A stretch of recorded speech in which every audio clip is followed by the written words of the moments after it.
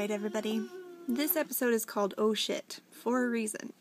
Eventually, when you're knitting, you will mess up, and it is going to cause something along the lines of this in your lovely, beautiful knitting project.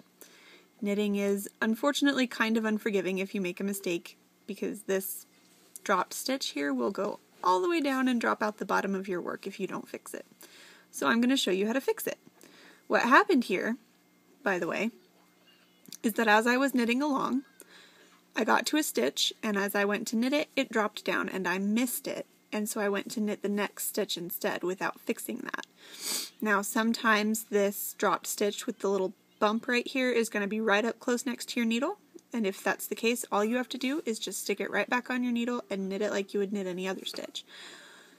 Or, in a more extreme case, you'll start getting these lines, these ladders, where the stitch has dropped down, because every time this stitch comes out of a hole, it leaves a string. So, I use a crochet hook for this. That's the wrong end. I use a crochet hook to fix this because I find it easiest. So you can buy these the same place you bought your knitting needles. I think this one's an H, a G. So that's the size of that. But anyway, to fix this, you go into that little loop that's hanging down, and then you loop the little ladder up next to it and pull it through the hole. And then you go into that loop again and grab the next ladder. Can't see what I'm doing here. Grab the next ladder and pull it through the hole. Go in again. Grab the next lowest ladder and pull it through the hole. And my kid's gonna come cry over here and ruin my video. Awesome. Excuse me a moment while I open Scooby Snacks for the 2-year-old. There you go, baby. Take it with you. I'm not gonna hold it. Alright. Sorry about that, guys. I'll re-record this if that's super distracting, but anyway, so you get to this last one and it's kind of tight because that's the one you continued knitting in, so there's not much of a ladder, but there's a little tiny bit of one right there. So I'm going to go ahead and go across here. It's kind of tight, sorry, and I can't see my own hands. Grab that loop and pull it through the hole. And then the next time you're knitting up to it, sorry, I'm on a purl row here,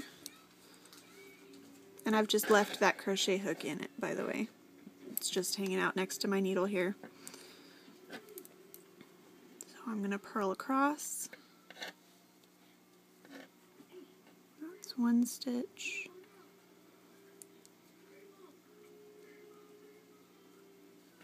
Two. 3, 4,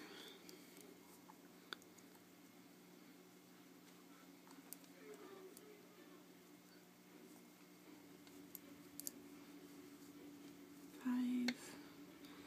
Looks like I need to do 3 more and then pick that other stitch up. 6, 7,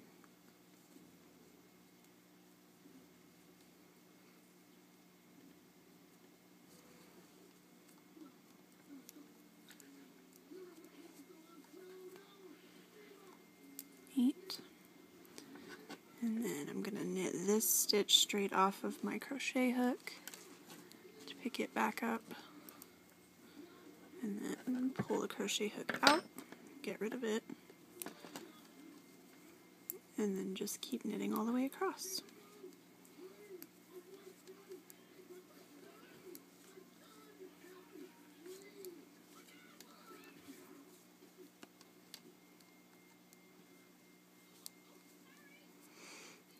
Alright, that's the last stitch in the row, so let's look at the front and see.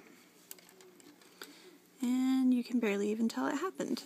Sometimes when you pick up a stitch that dropped down really far, and especially if you have a bunch of those really tight ladders, like you saw that one I kind of had trouble picking up, if you have a lot of those, that stitch is going to look a little wonky at first, and all you got to do is just keep knitting and make sure that you have the right number of stitches all the way across, the same number as however many you cast on.